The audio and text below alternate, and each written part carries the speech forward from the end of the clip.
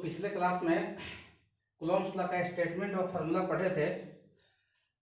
आज के क्लास में हम लोग उसी पर और विस्तार चर्चा करेंगे, कूलॉम्स लॉ पर फोकस करेंगे।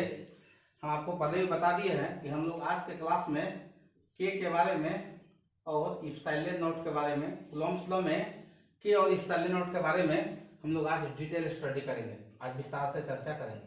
ओके, चलिए। तो हम लोग देखे थे पिछले क्लास में कि कूलॉम्स लॉ का स्टेटमेंट देखे थे और फार्मूला देखे थे। ओके, तो यहाँ पे हम लोग देखे थे एक चार्ज Q1 है, दूसरा चार्ज Q2 है, दोनों के बीच का डिस्टेंस R है। इस दोनों के बीच लगने वाला जो फोर्स है वह इलेक्ट्रोस्टैटिक फोर्स या equal to K Q1 Q2 divided by R²।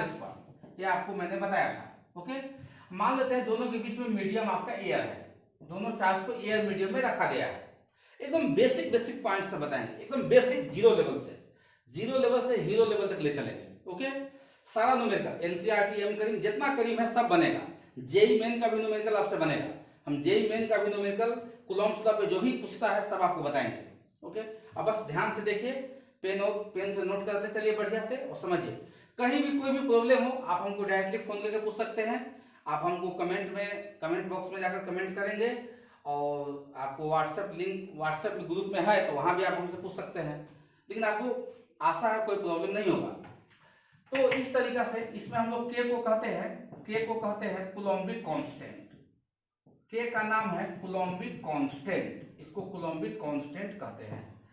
ये जो के है इसका वैल्यू 9 × 10⁹ न्यूटन मीटर स्क्वायर पर कूलॉम स्क्वायर होता है फॉर एयर मीडियम के लिए। यह वैल्यू कहां से आया इसी पे आज चर्चा होगी। ओके, ये जो के का वैल्यू है डिपेंड्स ऑन मीडियम, यह मीडियम पे डिपेंड करेगा, डिपेंड्स ऑन मीडियम। या के का वैल्यू मीडियम पे डिपेंड करेगा। ओके, ये जो आपका आर है यह distance between two charges,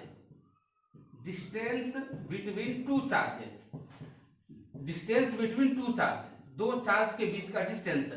okay, आपका जो Fe है, यह आपका इलेक्ट्रोस्टैटिक फोर्स है,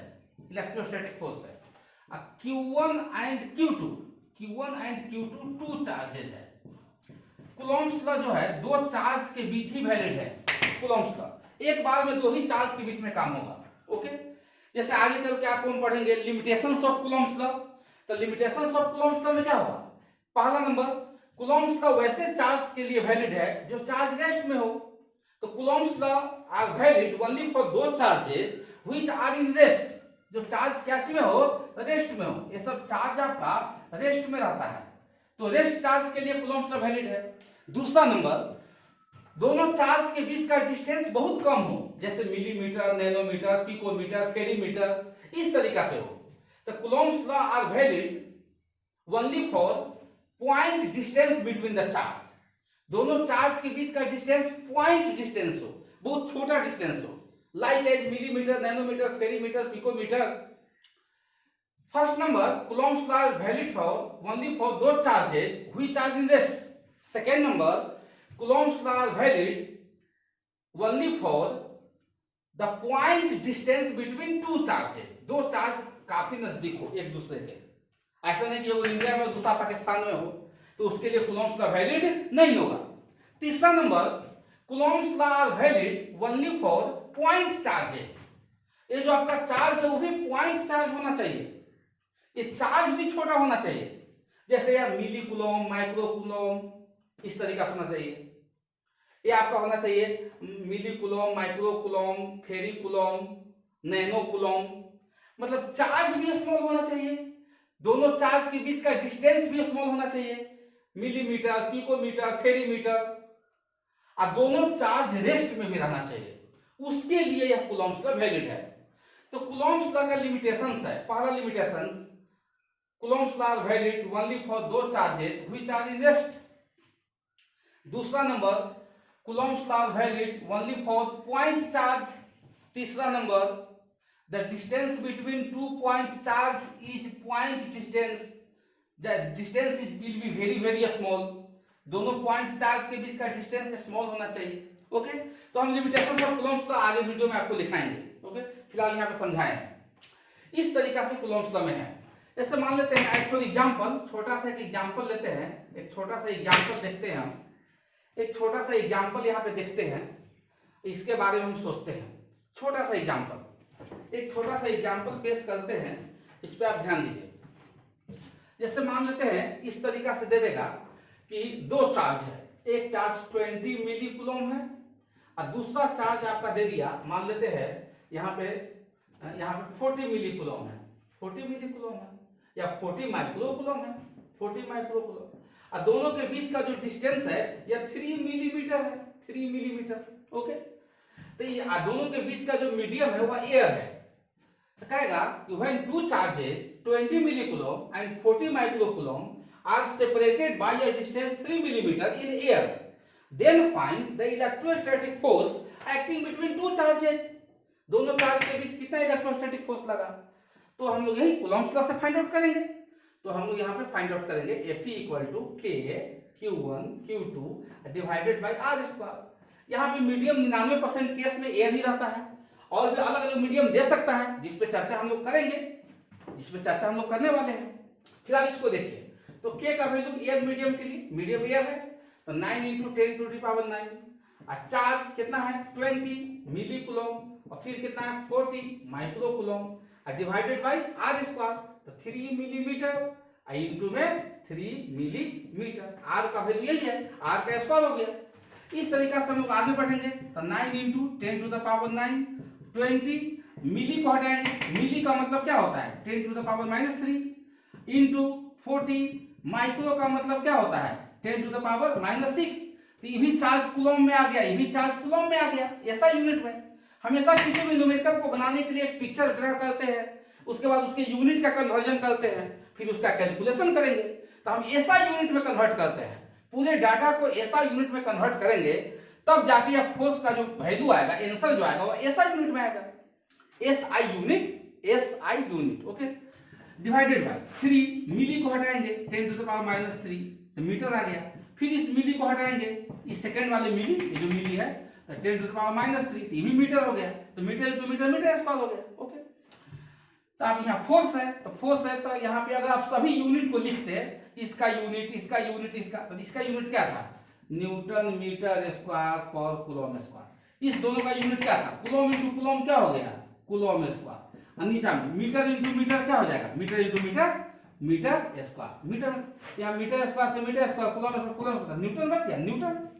यहाँ पर देख लीजिए 3 9 कैंसिल हो गया, -3 कितना हो गया -6 से -6 कैंसिल हो गया, कितना आ गया ऊपर में देखिए वैल्यू 4 दूना 8 800 आ गया, इंटू 10 टू द पावर कितना आ गया, यहाँ पे आ गया 6 आ गया। इस दोनों पावर को ऐड करेंगे तो यहाँ पे कितना आ गया 8 × 10 के पावर कितना आ गया 8, इतना न्यूटन, मतलब इतना न्यूटन का फोर्स लगेगा। ओके, सबसे पहले क्या करें, कोई भी न्यूमेरिकल पूछेगा कूलम्ब्स लॉ पे, एकदम बेसिक समझिए, बेसिक जीरो लेवल, इससे नीचा लेवल होता ही नहीं है। तो दो चार्ज दिया हुआ है, दोनों के बीच का डिस्टेंस दिया हुआ है, मीडियम दिया हुआ है, फार्मूला लगा दिए, के का वैल्यू एयर मीडियम के लिए फिक्स होता है, इस सब को ऐसा यूनिट में कन्वर्ट कर दिए, मीटर को मिलीमीटर को ऐसा यूनिट में लिखे, कैलकुलेशन कर दिए, इतना न्यूटन का फोर्स लगेगा। मतलब यह दोनों चार्ज जब 3 मिलीमीटर के दूरी पे रहेगा तो इस दोनों के बीच इतना न्यूटन का फोर्स लगेगा। अब यह फोर्स रिपल्सिव नेचर का है कि या अट्रैक्टिव नेचर का है, ये देखना होगा।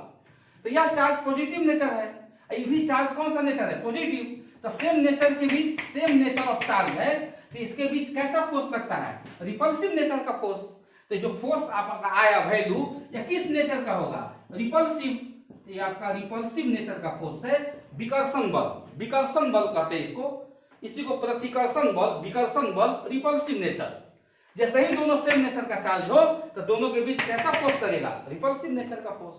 ओके, इस तरीका से एक एग्जांपल आपको और देते हैं, तब जाके के के बारे में, सोलेनॉइड के बारे में आपको डिटेल बताएंगे। ओके, कूलम्ब्स लॉ का जो बेसिक फार्मूला है, इस पे एक एग्जांपल और देखिए।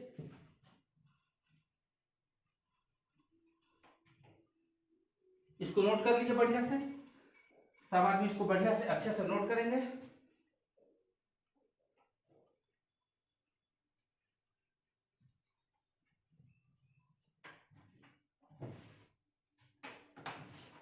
Okay, example number first, example number आपका फर्स्ट है। उस तरीका से हम लोग एग्जाम्पल नंबर सेकंड देखेंगे। मार्कर काम नहीं कर रहा।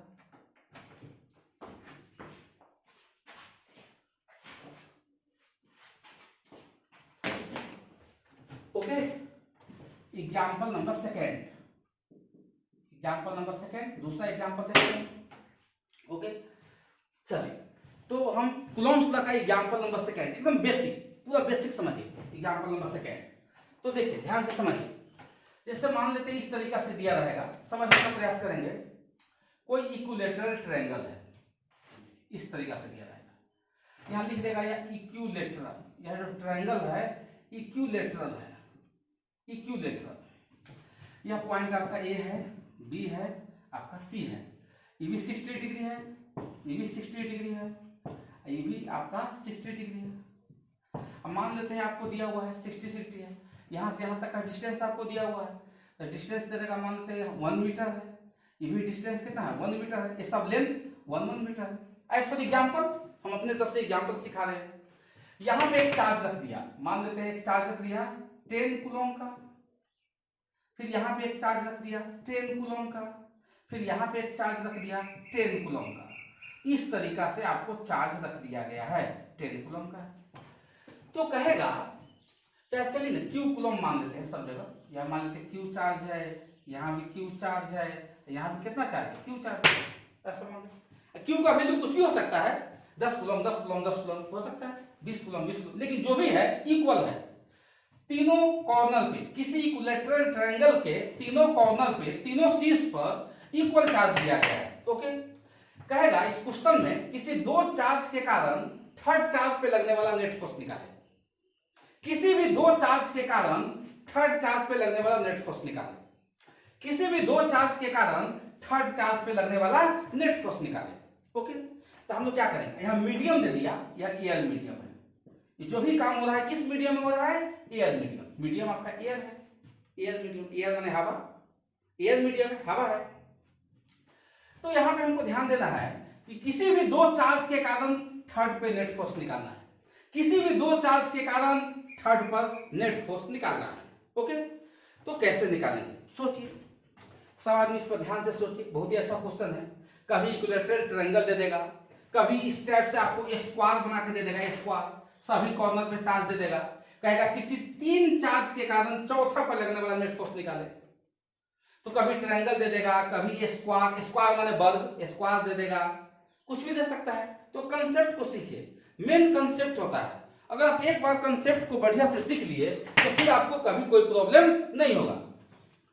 तो चलिए, तो हम मान लेते हैं इस दोनों के कारण, इस दोनों चार्ज के कारण इस पर नेट फोर्स निकालते हैं, किसी भी दो के कारण इस पर नेट फोर्स निकालना है।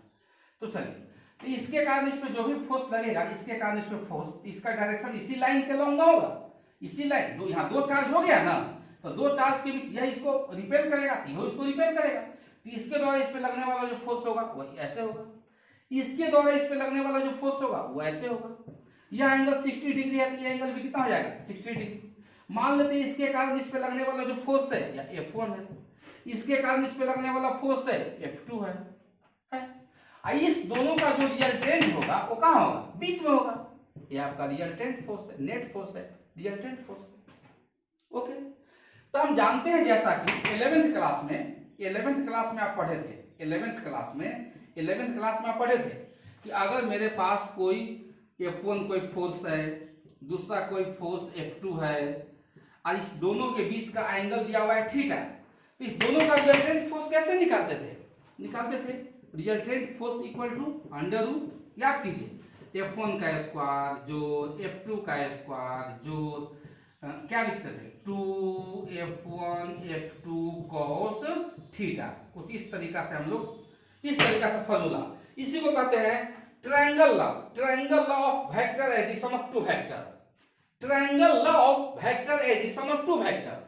अगर कहीं भी दो वेक्टर दिया हो, दोनों के बीच का एंगल दिया हो, तो इस तरीका से हम लोग रिजल्टेंट वैल्यू निकालते हैं। इस तरीका से अगर ए और बी दो वेक्टर दिया हो, एंगल थीटा हो, तो यहाँ रिजल्टेंट कैसे निकालते हैं, a square plus b square plus 2ab cos theta.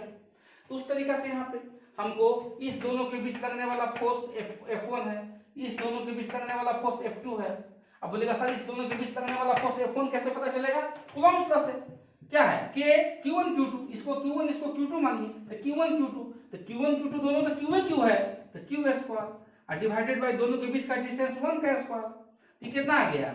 K Q square आ गया, सिंपल। फिर यहाँ पर इस दोनों के बीच लगने वाला जो फोर्स आप F2 माने हैं, कूलम्ब्स लॉ से निकालिए। कैसे निकालेंगे? K Q1 Q2, या Q1 है या Q2 है, तो Q इंटू Q क्या हो जाएगा? Q square. Q1 Q2 दोनों तो Q है, तो Q इंटू Q क्या होगा? Q स्क्वायर डिवाइडेड बाय यहां से इस दोनों के बीच का डिस्टेंस कितना है? 1, तो 1 का स्क्वायर, तो इतना ही आएगा। कितना आ गया? K Q स्क्वायर आ गया।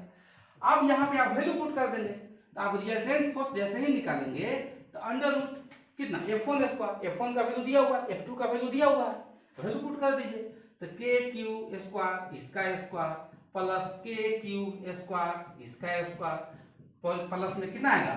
2K Q स्क्वायर इंटू में K Q स्क्वायर इंटू में cos थीटा, तो cos थीटा, तो इस दोनों के बीच का एंगल कितना डिग्री है? 60 डिग्री। हमेशा F1 F2 के बीच का जो एंगल होता है थीटा वही ना लेते हैं, तो F1 F2 के बीच का एंगल थीटा 60 डिग्री है, 60 डिग्री है, तो 60 डिग्री cos 60 डिग्री कितना होता है? cos 60 डिग्री का वैल्यू कितना होता है? 1/2। अब यहाँ पे सब वैल्यू को पुट कर दीजिए, आपका आंसर आ जाएगा। अब देखिए ना अंडर रूट कितना आ जाएगा, इसको करेंगे K स्क्वायर क्यूब का power 4 plus K square cube 4 और देखिए यहाँ पे कितना आ जाएगा? cos 60 1/2 आ जाएगा, तो 1/2 तो 2 से 2 कैंसिल हो गया, तो प्लस में कितना आ गया? K स्क्वायर क्यूब के पावर 4 आ गया, इतना ही तो आएगा। 2 से 2 यहाँ पर कैंसिल हो जाएगा, तो कितना आ गया? 1 प्लस 2 प्लस 3, तो वैल्यू आ गया under root 3K square cube के पावर 4। अब इसका वैल्यू क्या? इसको 2 से बाहर निकालो, तो K Q square under root कितना आ गया? 3 इंटू, हाँ यहाँ पे Q स्क्वायर आ गया, K बाहर आ गया, तो इसके अंडर रूट 3 आ गया, सीधे रूट के भीतर कितना आ गया? रूट 3, रूट कितना आ गया? 3, यही आंसर हो गया। K स्क्वायर बाहर निकल गया, Q स्क्वायर भी बाहर निकल गया, तो रूट से इतना आ गया। अब Q का वैल्यू आपको दिया हुआ रहेगा कि 10 कूलम है तीनों की 20-20 कूलम है, Q का वैल्यू दिया रहेगा, पुट करेंगे गिवन डेट। अब K का वैल्यू एयर मीडियम के लिए जानते हैं 9 × 10 के पावर 9, तो K का वैल्यू जानते हैं 9 × 10 के पावर 9, Q का वैल्यू दिया रहेगा क्वेश्चन में गिवन डेट, तो हम रिजल्टेंट फोर्स आसानी से निकाल देंगे, फार्मूला मेरे पास आ गया, यहां से हम लोग इसका रिजल्टेंट फोर्स निकालेंगे। ओके, इस तरीका से हम लोग कूलम्ब्स लॉ का बेसिक क्वेश्चन सब बना सकते हैं। कभी यहाँ पे इक्विलैटरल ट्रायंगल दे देगा, सब पे चार्ज दे देगा, दो के कारण किसी तीसरा पे निकालना रहेगा, कभी स्क्वायर दे देगा, चारों कॉर्नर पे चार्ज दे देगा, कहेगा किसी 3 कॉर्नर वाले चार्ज के कारण चौथा पर नेट फोर्स निकाले, तो निकाल देंगे। कभी ट्रायंगल कभी स्क्वायर देगा, हम लोग आसानी से इसको बनाएंगे। तो जितना भी एग्जाम्पल है, अच्छा एग्जाम्पल हम सब बनवाएंगे, सभी एग्जाम्पल आपको करवाएंगे, टेंशन लेने का कोई बात नहीं। ओके,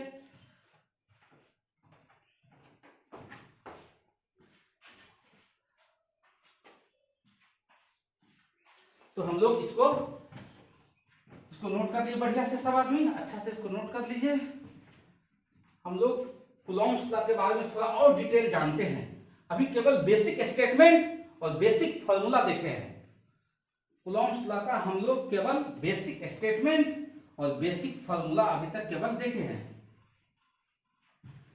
कूलम्ब्स लॉ का केवल बेसिक स्टेटमेंट और बेसिक फॉर्मूला हम लोग देखे हैं। ओके, आपको हम ट्रायंगल का एग्जांपल, स्क्वायर वाला example, pentagon, hexagon, heptagon, octagon, जितना गुण है सब गुण के बारे में आपको हम बताएंगे। ओके, चलिए पहले हम लोग डिटेल अबाउट के, इस के बारे में हम लोग विस्तार से जानते हैं। ओके, के बारे में, तो कूलम्ब्स लॉ में के बारे में जानिए। इलेक्ट्रोस्टैटिक फोर्स क्या होता है? K Q1 Q2 by R square. Okay, यहाँ पे हम लोग क्रॉस मल्टीप्लीकेशन करेंगे, cross multiplication K Q1 Q2 equal to F into R square. Okay, ध्यान से देखिए, बाद में नोट कीजिएगा, अभी सब आप ध्यान से फोकस करेंगे, देखेंगे, बाद में हम कहेंगे, नोट करेंगे, अभी ध्यान से देखिए। इस तरीका से हम लोग आगे चलते हैं। K इक्वल टू लिख सकते हैं F R square, divided by कितना आ जाएगा? Q1 इंटू Q2, ये मेरे पास के का फार्मूला भी आ गया। यहाँ से के का हम लोग यूनिट चेक कर सकते हैं, यूनिट। तो फोर्स के का यूनिट मतलब इसका यूनिट, फोर्स का यूनिट न्यूटन, डिस्टेंस का मीटर स्क्वायर, चार्ज का कूलम इनटू कूलम क्या होता है, कूलम स्क्वायर। यह कैसा यूनिट हो गया, एसआई। सीजीएस में कन्वर्ट करेंगे, न्यूटन की जगह क्या आएगा, डाइन, मीटर की जगह सेंटीमीटर, और कूलम की जगह क्या आएगा, स्टेट कूलम का स्क्वायर आ गया, स्टेट कूलम का स्क्वायर। यह कैसा यूनिट हो गया, सीजीएस, सीजीएस यूनिट है। ओके, ये आपका सीजीएस यूनिट हो गया। चलिए, ये जो के है, इस के का जो वैल्यू होता है, इस के का वैल्यू 9 इंटू 10 के पावर 9 न्यूटन मीटर स्क्वायर पर कूलम स्क्वायर, यही सा है, न्यूटन मीटर स्क्वायर पर कूलम स्क्वायर। यह आपका के का वैल्यू फॉर एयर मीडियम के लिए, air medium, for air medium, air medium के लिए है, एक्सपेरिमेंटल वैल्यू है। इसको हम लोग कूलम्बिक कांस्टेंट कहते हैं, पहले भी बता चुके हैं। के को हम लोग क्या कहते हैं, कूलम्बिक कांस्टेंट के नाम से जानते हैं। के का वैल्यू किस पे डिपेंड करेगा, मीडियम पे, अलग अलग मीडियम के लिए अलग अलग होगा। फिलहाल के का यूनिट कैसे आया, यूनिट, ऐसा यूनिट यहां से हम लोग चेक किया है, के का यूनिट वहां पता किए, इसी फॉर्मूला को आगे बढ़ाए हैं तो के का यूनिट पता चल गया है। अब यहां से के का हम लोग डायमेंशन भी निकाल सकते हैं, के का डायमेंशन, चलिए निकालते हैं। तो के का डायमेंशन निकालेंगे कैपिटल ब्रैकेट लगाकर। तो के का डायमेंशन मतलब इसका डायमेंशन, तो फोर्स का डायमेंशन इनटू में किसका लिखेंगे, आर स्क्वायर का डायमेंशन, और डिवाइडेड बाय किसका लिखेंगे, Q1 का डायमेंशन, इनटू में किसका लिखेंगे, Q2 का डायमेंशन। फोर्स का डायमेंशन कितना होता है, फोर्स का डायमेंशन mlt-2, देखिएगा ध्यान से। r का मतलब होता है लेंथ, डिस्टेंस एक प्रकार का लेंथ है, तो लेंथ l स्क्वायर। चार्ज, तो चार्ज का हम कूलम भी लिख सकते हैं, कूलम इनटू में क्या, कूलम, कूलम के चार्ज का यूनिट कूलम भी होता है। तो इसको हम लोग आगे बढ़ा देंगे, m(l)q, l square into l(q) t to the power -2, coulomb into coulomb, coulomb square. अब कूलम स्क्वायर नीचे से कहां जाएगा, ऊपर, तो ऊपर जाएगा तो कूलम के पावर -2 हो गया। हम इसको चाहे तो k का डायमेंशन ऐसे भी लिख सकते हैं, फोर्स का डायमेंशन है mlt-2, t-2, mlt-2, mlt-2, r का डायमेंशन है l square. Charge Q equal to IT, आगे चल के आपको हम बताएंगे, एक फॉर्मूला होता है Q इक्वल टू IT। तो Q कहने का मतलब होता है चार्ज, I कहने का मतलब होता है करेंट, I आपका करेंट है, और T कहने का मतलब क्या होता है, टाइम। इस सब का जो फंडामेंटल यूनिट है यहाँ पे लिखेंगे, फंडामेंटल डायमेंशन। तो इसका फंडामेंटल कितना आएगा, देखिए Q इक्वल टू IT, तो यहाँ पे I इंटू टी, फिर यहाँ पे Q equal to IT, I into T. अब यहाँ पे देखिए ऊपर में मल्टीप्लाई कीजिए, m into L square into L, कितना होगा, पावर को जोड़िए, तो ml(q) t to the power क्या, -2 है, और t into T, T square, तो यह टी स्क्वायर ऊपर जाएगा, -2 कितना हो गया, -4, तो t के पावर -4।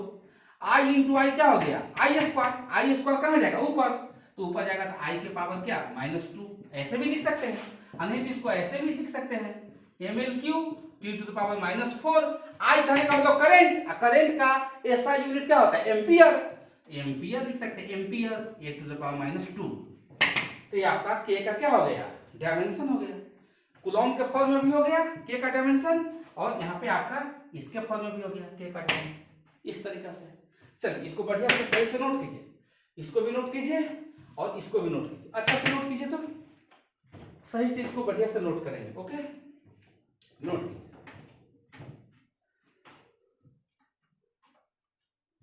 डिटेल अबाउट के के बारे में हम लोग डिटेल स्टडी कर रहे हैं, सही से इसको नोट कर लीजिए। के यूनिट के बारे में, कूलम्बिक कांस्टेंट का जो यूनिट है उसके बारे में देखे हैं, उसके डायमेंशन के बारे में देखे हैं। ओके,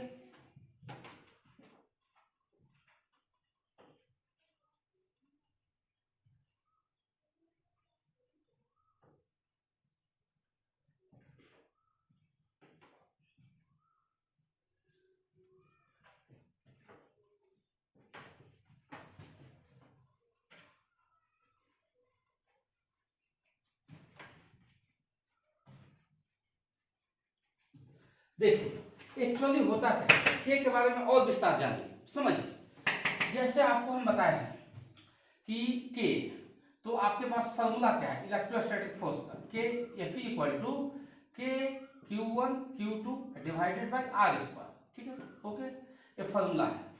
तो इसमें के का जो होता है वैल्यू, समझिए के बारे में समझिए, के इक्वल टू होता है दोस्त 1/4 पाई इप्सिलॉन। देखिएगा यह एक एक्सपेरिमेंटल वैल्यू है, कूलॉम साहब का दिया हुआ एक एक्सपेरिमेंटल वैल्यू है, प्रयोग से दिया गया एक्सपेरिमेंटल वैल्यू है।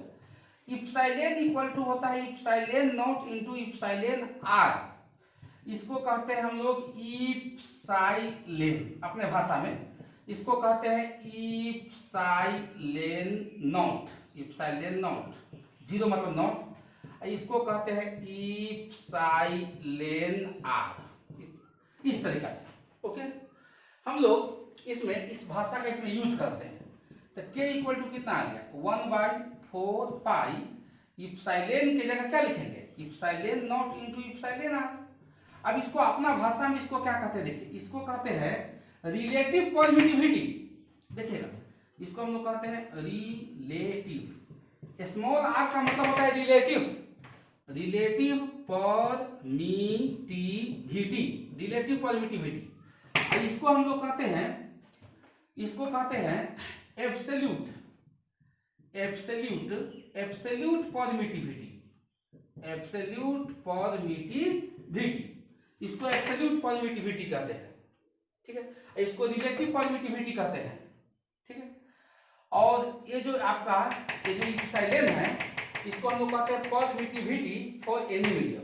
ये जो होता है एब्सोल्यूट परमिटिविटी, ये होता है for air, air vacuum, air vacuum या फ्री स्पेस, एयर वैक्यूम और फ्री स्पेस के लिए, एयर वैक्यूम और फ्री स्पेस के लिए ये होता है एब्सोल्यूट परमिटिविटी। यह रिलेटिव परमिटिविटी है जो मीडियम पे डिपेंड करेगा। और एक इप्सिलॉन है, इसको कहते हैं कि जो इप्सिलॉन है, इस दोनों का नाम तो पता चल गया यहाँ से। इसका जो नेम है इसको कहते हैं हम लोग permittivity, permittivity for any medium, permittivity for any medium. ये जो हो गया आपका परमिटिविटी फॉर एनी मीडियम हो गया, ये हो गया एब्सोल्यूट परमिटिविटी, ये हो गया रिलेटिव परमिटिविटी।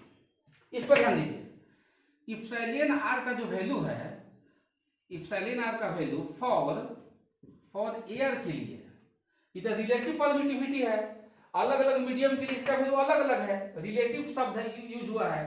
तो एयर के लिए या वैक्यूम के लिए, वैक्यूम के लिए, वैक्यूम के लिए, या आपके पास आ जाइए फ्री स्पेस के लिए, फ्री स्पेस के लिए, एयर वैक्यूम या फ्री स्पेस के लिए इसका वैल्यू 1 होता है। और फॉर वाटर, वाटर के लिए इसका जो वैल्यू होता है वह 81 होता है। फॉर मेटल, मेटल के लिए जो होता है या वैल्यू इन्फिनिटी होता है। फॉर ग्लास, ग्लास या माइका, माइका माने अवरक, इसके लिए वैल्यू 4 होता है।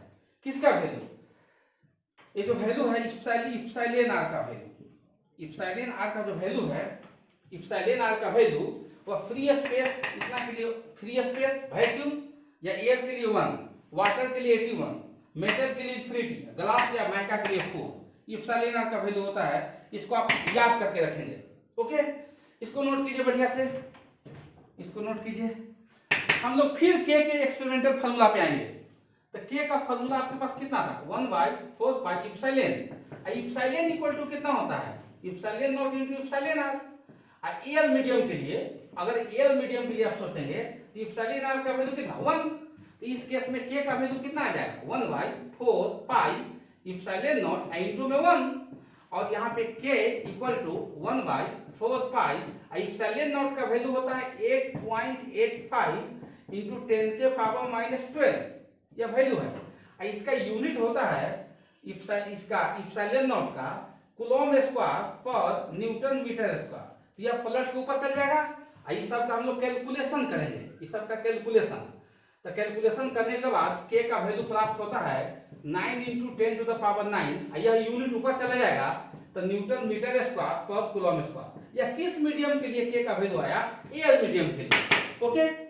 यहाँ पे हम लोग इसका शब्द का इस्तेमाल किए हैं इप्सिलॉन, यह एक्सपेरिमेंटल वैल्यू है 8.85 इंटू 10 टू द पावर -12, और कूलॉम स्क्वायर पर न्यूटन मीटर स्क्वायर यह एक एक्सपेरिमेंटल वैल्यू है, एक्सपेरिमेंटल वैल्यू है फॉर एनी मीडियम, किसी भी माध्यम के लिए, फॉर एनी मीडियम किसी भी माध्यम के लिए यह इप्सिलॉन नॉट का वैल्यू है।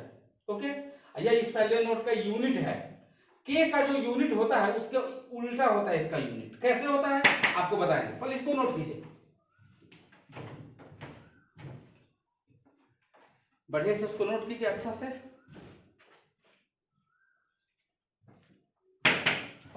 हम लोग कुछ नहीं किए हैं, देखिए एक बार फिर से समझिए, इलेक्ट्रोस्टैटिक फोर्स का फार्मूला, कूलॉम्बिक फोर्स का फार्मूला लिखे हैं, यहां से के का वैल्यू उठाए हैं, के का यह एक्सपेरिमेंटल वैल्यू है। इसके बाद हम लोग यहाँ पे क्या किए हैं, यहाँ पे हम लोग इप्सिलॉन का वैल्यू डाल दिए, ये इप्सिलॉन का वैल्यू है।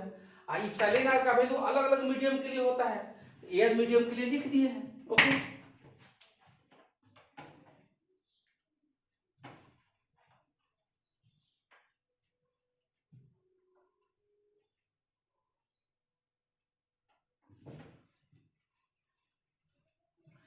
देखिए जैसे मेरे पास के का एक्सपेरिमेंटल वैल्यू कितना है 1/4 पाई इप्सिलॉन, यह इक्वल टू कितना है 1/4 pi epsilon naught into epsilon r, यह इक्वल टू कितना है 1/4 पाई इप्सिलॉन इनटू में 1, किस मीडियम के लिए, एयर मीडियम के लिए।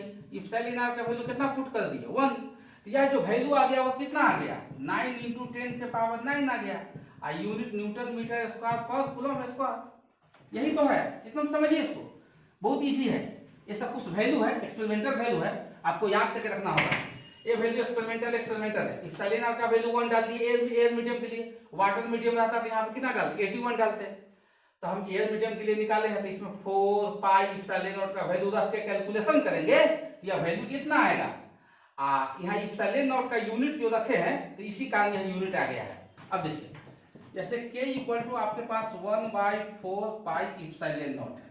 अब k का यूनिट पहले से क्या आप जानते हैं, न्यूटन मीटर स्क्वायर पर coulomb square equal to 1/4 pi epsilon naught. Cross गुना कीजिए, तो क्रॉस मल्टीप्लिकेशन करेंगे तो यहाँ पे 4 पाई इप्सिलॉन नॉट इनटू में newton metre square equal to कितना आएगा कूलॉम स्क्वायर। यहाँ से इप्सिलॉन नॉट निकालेंगे तो कूलॉम स्क्वायर बाई ये सब जो निकालेंगे ये सब नीचे आ जाएगा, 1/4 पाई इप्सिलॉन नॉट नीचे चला गया नहीं, इप्सिलॉन नॉट नहीं, यहाँ से इप्सिलॉन नॉट निकालेंगे तो 4 पाई जाएगा, 4 पाई नीचे चला गया, और ऊपर में क्या बच गया कूलॉम स्क्वायर, नीचे में कौन चला गया न्यूटन मीटर स्क्वायर।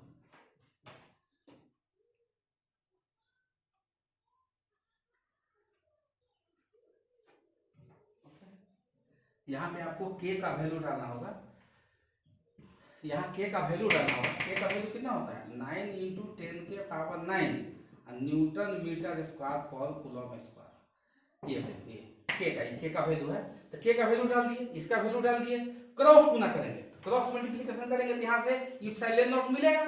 तो चलिए इप्सिलॉन नॉट निकालिए, यहाँ पे जो वैल्यू है कितना है, यहाँ पे आपको यहाँ से सही से मल्टीप्लाई कीजिए, सही से इसको क्रॉस मल्टीप्लिकेशन कीजिए, कितना आएगा 9 × 10 के पावर 9 इंटू में 4 पाई इंटू में इप्सिलॉन नॉट इक्वल टू कितना आएगा इप्सिलॉन नॉट और न्यूटन मीटर स्क्वायर भी है, newton metre square equal to कितना आएगा कूलॉम स्क्वायर। अब यहाँ से आप इप्सिलॉन नॉट निकालिए, तो सबको नीचे जाने दीजिए, तो कौन कौन नीचे जाएगा 1/9 × 10 के पावर 9 4 पाई न्यूटन मीटर स्क्वायर, ऊपर में पहले से कौन है कूलॉम स्क्वायर। तो आप इसका कैलकुलेशन करेंगे तो आपको इस ऊपर जाएगा तो प्लस पावर माइनस होगा, स्वाभाविक है। तो 8.85 × 10 के पावर -12 और ऊपर में यूनिट कूलॉम स्क्वायर और नीचे में क्या आ गया न्यूटन मीटर स्क्वायर। तो यहां से आपको इप्सिलॉन नॉट का वैल्यू मिल गया। तो इस तरीका से हम लोग k का वैल्यू निकाल लिए, ये वैल्यू है एक्सपेरिमेंटल वैल्यू है।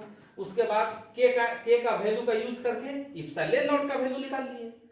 तो इस तरीका से कूलॉम्स लॉ में k का वैल्यू और इप्सिलॉन नॉट का वैल्यू पाया जाता है। ओके, तो दोस्तों यहां तक ये वीडियो रहा आपका कूलॉम्स लॉ का। इसके आगे आपको लिमिटेशंस ऑफ कूलॉम्स लॉ बताएंगे, कूलॉम्स लॉ पे आधारित एक से एक एग्जांपल बताएंगे, कैसे कैसे न्यूमेरिकल बनाते हैं, न्यूमेरिकल बनाने का ट्रिक सिखाएंगे। ठीक है, तब तक के लिए आप लोग अपने कॉपी पे इसको बढ़िया से नोट करेंगे, इसको घर पे बैठ के रिवीजन करेंगे, कोई भी प्रॉब्लम होगा तो पूछेंगे, और लॉकडाउन का पालन करेंगे, सुरक्षित रहेंगे, घर में रहिए, स्वस्थ रहिए। Okay, okay, bye bye.